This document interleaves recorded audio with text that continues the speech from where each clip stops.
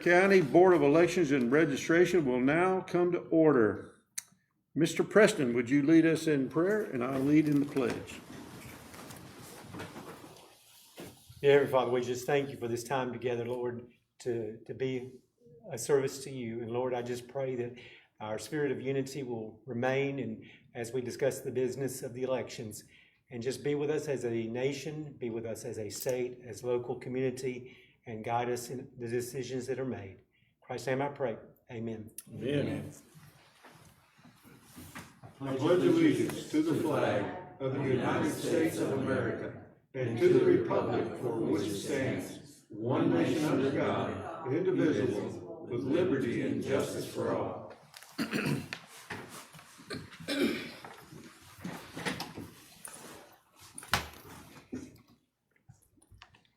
Mr. Supervisor, would you please call the roll and recognize any guests? Okay. Luding Whitfield. Here. Andy Preston. Here. Vernon Chambliss. Here. Marion Solomon Gaines. Here. Danny Bartlett. Here. Mr. Chairman, we have a quorum, and we have two guests. The normal two guests we always have. I appreciate y'all attending. Dr. Martin and Ms. Deborah Giddens. Thank you, sir. You have the agenda in front of you. Are there any changes to the agenda? Seeing none, we'll accept it without objection.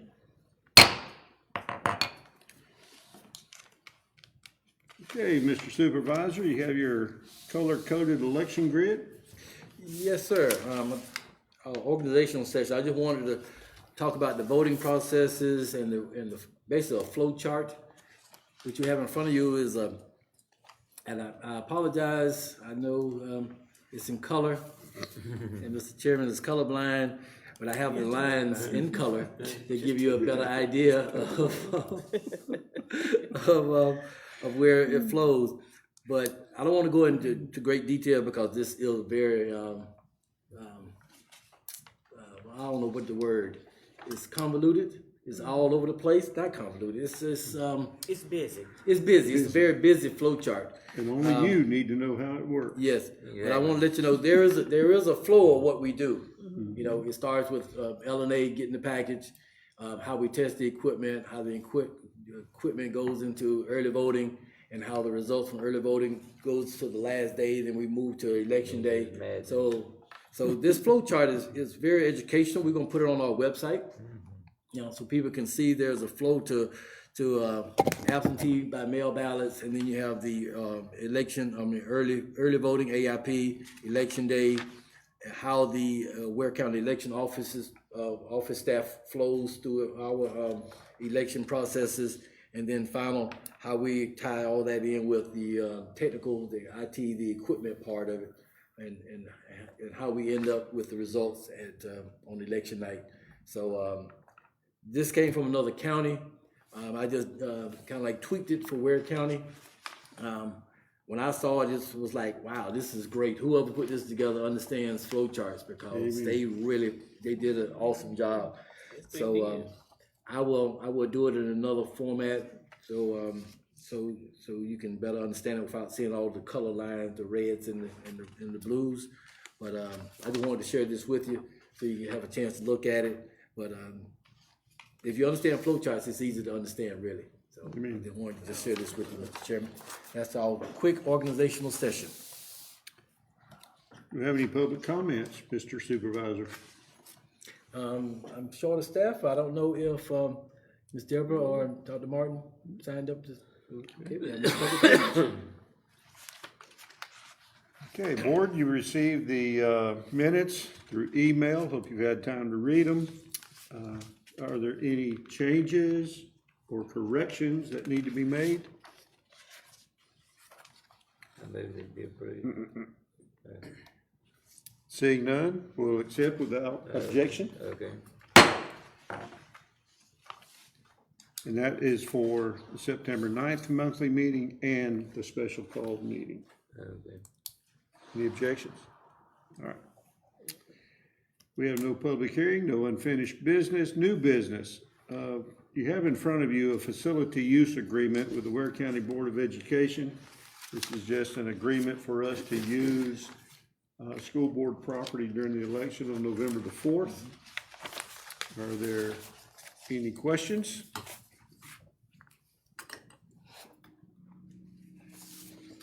Can we accept without objection?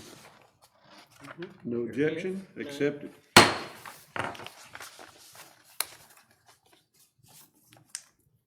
Mr. Supervisor, you have the floor at this time. Okay, thank you, Mr. Chairman. We'll start off with the update for the November 4th municipal general / special election. Today is the first day of early voting.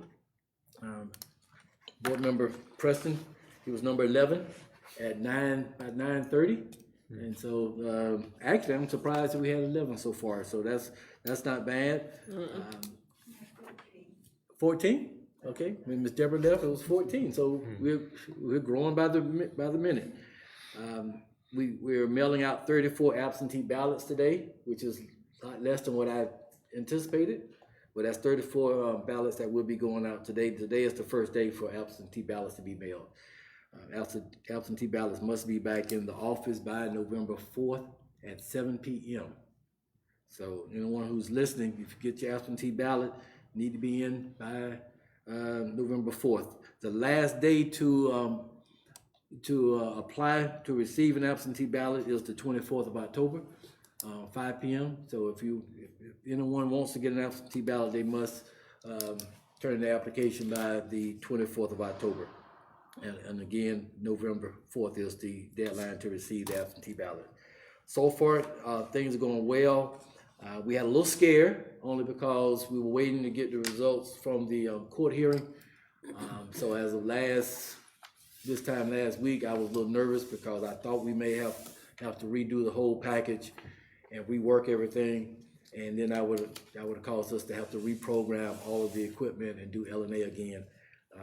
But we didn't have to do that. So all equipment actually is already LNA tested, already sealed and locked up in the back. I mean, even for election day, we have everything ready to go for election day. So we don't expect any hiccups. So we're expecting a good election day turnout. Not a good number-wise. I'm hoping we get a good number-wise, but I'm hoping that we can improve on our numbers, but we're expecting a smooth election, I should say. On the ACCG Legislative Leadership Conference, I presented to the County Commissioners Association Leadership Conference last Thursday to talk about election processes. It was myself and the election director of Glenn County, mainly talking about the Blue Ribbon Committee and if changes are made to the system, how that's going to impact local budgets. It will impact local budgets, pretty much whichever way they go. So we were invited by ACCG to present, just make the commissioners, county officials aware that just don't look at it as a state issue. This will impact the taxpayers of our local jurisdictions. So whichever way the state legislature decides to go, Gavio, the elections supervisors around the state, we're willing to do whatever we're mandated to do. So that's not the issue. We just want to make sure that they take in consideration the amount of work that would have to be done if something's going to be done by July 1st as mandated by the legislature for the QR codes. So we don't have no problem with that. We just want to make sure they take our concerns, because that's a lot of work. When you talk about the whole new election system in basically 6 months, well, actually less than 6 months, because whatever they decide, it would be after the legislature's in January or February. Now you're talking about 3 or 4 months, and I don't want us. I don't want the legislature, personally, I don't want the legislature to set Georgia up for failure on a major election coming up. So I want to make sure they really take a strong look at this. And I'm enthused that the Blue Ribbon Committee has had numerous meetings around the state. So they're understanding the urgency the concern. They're hearing from all sectors of Georgia, elections from citizens, election officials, board members, everyone. And so I'm hoping that that the legislature will, heed the Blue Ribbon Committee's recommendations, because they put a lot of work in, and I will applaud all of the members, because they spent the whole summer basically traveling around the state, learning about elections. And what I realized, that a lot of them didn't know anything about elections, absolutely nothing. And so it's education on their end. So I'm hoping that we can, we can all come to a system that the citizens will feel like it's transparent and has the integrity that we need, and plus it's something that the counties could work with and basically can afford. So, do you have any questions on that? Okay. I have a calendar, 2026 election calendar highlights. This is just highlights. I know a couple months ago the chairman had asked me about like possible qualifying for the next year's statewide races, and I said, well, let me put this in your package so you'll have the possible dates of the different partisan races. And so, closer to the end of the year, we'll have more information, more comprehensive calendar. But as of now, the qualifying will be March 2nd through the March 6th. And this is for the statewide offices, senators, representatives, all of the constitutional offices with the state. Okay? Any questions on the calendar? Appreciate that. Okay, you're welcome. Okay, and as always, I put the next conference date on the on your agenda. March 22nd through the 25th is the Athens conference. That's the Gavio conference in Athens. Right now, they are trying to formulate the training sessions. They're asking people like us if we have a topic that we want to learn about, or if we're educated on the topic that we want to present to the state. I want to recommend the chairman do like parliamentarian procedures and things like that. So I'm not sure if you're so busy. I don't know if I want to do that, but I was going to talk to you about that because I think the state could learn. I think a lot of the election officials can learn the parliamentarian procedures, and to make a lot of these boards run smoother and more efficiently. So that's something to think about. I'm not sure if you were planning on going or not, but I was going to offer you that opportunity if you want to be a trainer. If they do that, start breaking out sessions for individual groups, yeah, I'd be happy to go. Okay. Mr. Chairman. Yes. Mr. Superintendent, we talked about that in Savannah. Mm-hmm. I mean, Supervisor, I'm sorry. We talked about that in Savannah, did we not, Mr. Chairman? Didn't we talk about that? Yes, we did. Did you say you would do that? Yeah. Yeah, but she's already committing already. Yeah, we had a somewhat of a lengthy conversation about Yeah. that. Yeah. Yeah. So you'll do a good job on that, a very good job. Well, and that's one of the things we really want to get. Gavio is still growing as far as trying to do the conferences the way it's always been done. In the past, before 2020, it was always the registrar's conference and the election officials conference. And so when they joined, it became one, Gavio. And so you having a lot of people that was just like, we don't have enough resources to have breakout sessions, like that. So as we get more knowledge, and they're trying to encourage people to start doing more things like that.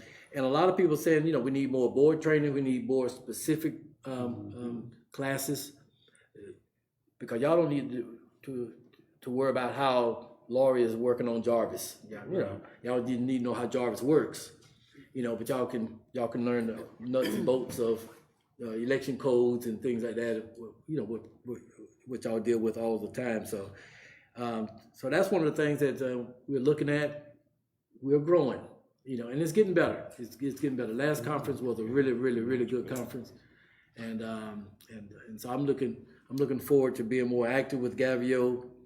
As of October 1st, I'm over the website committee. You know, they formed a new website committee. It was a communications committee at first, and I was a member of that. They asked me to be over that. I said, no way. But when they decided to break the website committee out, the Gavio committee, I said, I'll be the chair of that committee. That way I can do the updating and things like that. But I don't want to be over the communications because they want somebody that's a little bit more of a public relations person, you know, to do up the news releases. When you're hearing from the president and the president say, I'm reading a news release, you know, I'm like, I don't have the staff to just drop everything to, you know, to jump on that one. So they decided to break that out, make a subcommittee, website subcommittee, and I'm the chair of that one under the communications committee. So I think that works better. And but I'm getting more involved in the state structure because we really have some good election officials around the state, a lot of knowledge, and a lot of people are leaving. I'm hoping that you know, that they share their knowledge before they leave because I think Georgia has one of the best election states around as far as the knowledge, and I'm just glad to be a part of it. And also, Mr. Chairman, finally we have some financial statements in your book. I have the last 3 months, and we just received the current month. And so basically, I started my book off with, got June, July, and then that was the end of July was the start of the fiscal year. At that time, we were 5% of the budget, which is under budget. In August, we were 10% of the budget, which was the budget year is 16%, so we was under that part. And so far, we had 16% of the budget, 25% of the year. And so we're staying within our budget. Last year we were over budget, not because of anything that we've done, but legal fees. Legal fees toss us over the budget. And postage. Postage this year is going to kill us, not because of anything we're doing, because of a lot of the list maintenance that you've always heard about. We've sent out probably 5,000 notices of people that's moved out of state, to clean up the list. By law, you have to do that, and most of those costs are incurred locally. We wasn't anticipating it this budget year, so that's going to be about a good $4,000 or $5,000 hit, on our budget, just on postage. But that's something that we have to do. I tell the commissioner that all the time. We can cut the budget. You can tell us we only got $2,000 for postage, but when it's time to mail stuff out, we have no choice. We have to mail it out by law. So we just have to find other ways to save. But we'll be close to our budget. We weren't much over our budget, just a couple percentage points. But other than that, we've always been within our budget. But last year was kind of high on our legal expenses. And this year maybe a little bit too, because we got some hearings. Time will tell. Yeah, time will tell. And that's all I have, Mr. Chairman. Thank you, Mr. Supervisor. All right, Superintendent's report. I don't think we have anything to report. But how about last call, Ms. Ludine? I just want to thank God I'm here. Thank everybody that's here. And y'all, what we got to do in America, we have got to pray.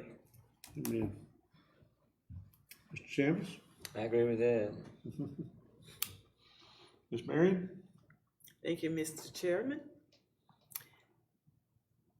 I kind of thought about this back and forth in my brain. Of course, that's what we think. But I just want to make a comment about the call meeting we had. And not the meeting itself, but the total chaos that took place outside this building after that meeting. A group of young people were dissatisfied with the results of the hearing, which is okay. They wanted to protest, which is okay. I don't have a problem with that.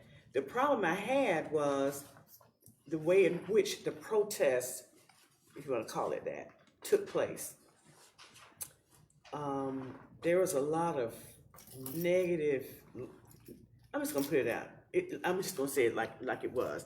Filthy language that me and probably other people who were coming and going out of this building did not care to hear, didn't want to hear about it. We just didn't want to hear it. And it got so bad, and the young lady, it was a young lady who was doing all the filthy talking. And eventually I stepped to her, I went to her, and I said, come here, baby, let me talk to you. You know, young ladies don't act like this, There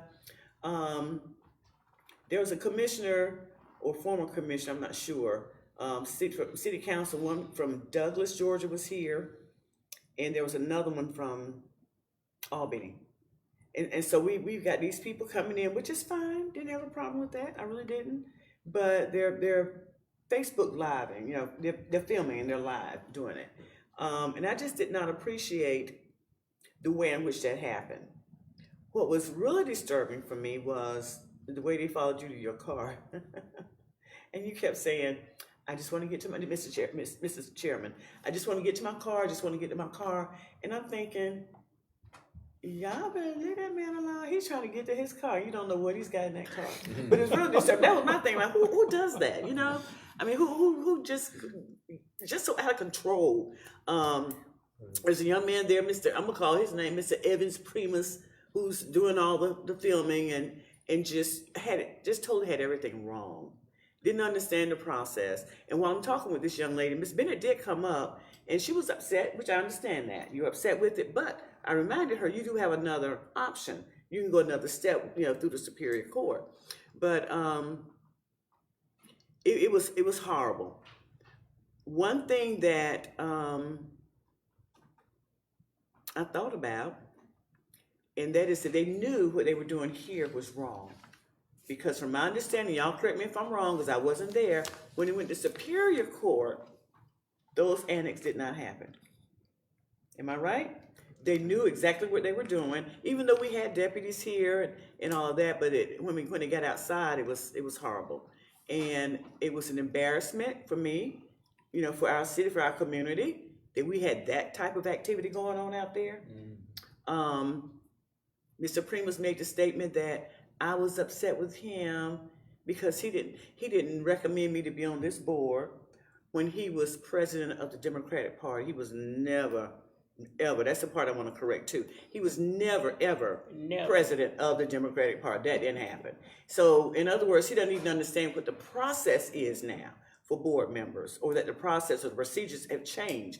And so if the young people out there, get your facts together and understand what you're doing. Yes, you do have the right to protest, but you do not have the right to project your filthiness, your filthy mouth on other people, because I didn't want to hear. And I said filth, I mean, it's really filth. I mean, I'm talking about the F-bomb, you name it, the language came out. And so I just want to encourage our young people, if you want to protest, fine, no problem. But there's a way that you do everything. You need to learn what the process is, what the procedures are, and whether or not you can do it. And so I just want to comment on that. I've been so upset about this whole thing. And that video circulating on Facebook, which is fine. I said what I said and I did what I did. And that's, and thank you all for coming. Thank you. Back to you, Mr. Chairman. Thank you. Ms. Marion. Mr. Preston. I'd like to encourage the community to vote in the election, today being the first day of early voting. And I did go down there, and I think you said I was number 11, but I felt very strong about that. One of the concerns that I have is that a lot of people outside of the city of Waycross may not realize that there are other races that do impact the unincorporated areas in Ware County. And we need to get that word out, because I think because I even had somebody when I came to the meeting today that was one of the county workers, there's an election today? I said, start it today, early voting. So, you know, I think that we're trying to get the word out there, but I want to encourage people to make sure that they vote, because we've got 2 state races and we've also got a local referendum that's on the ballot.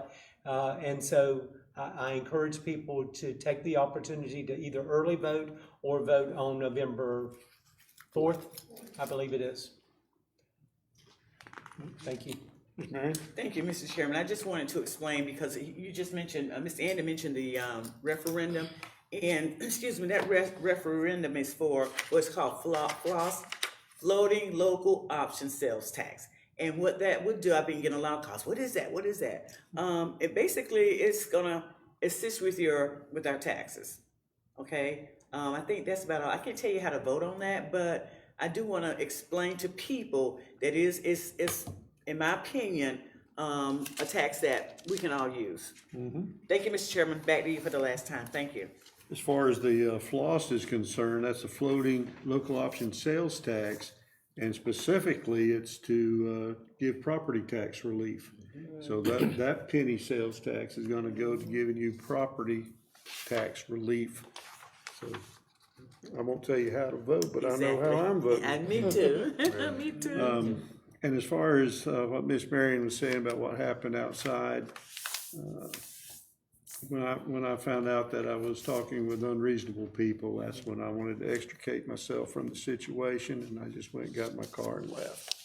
So Miss Marion took it up from there. All right. Seeing nothing else, we're through the agenda, so we will adjourn this meeting without objection. 6 minutes.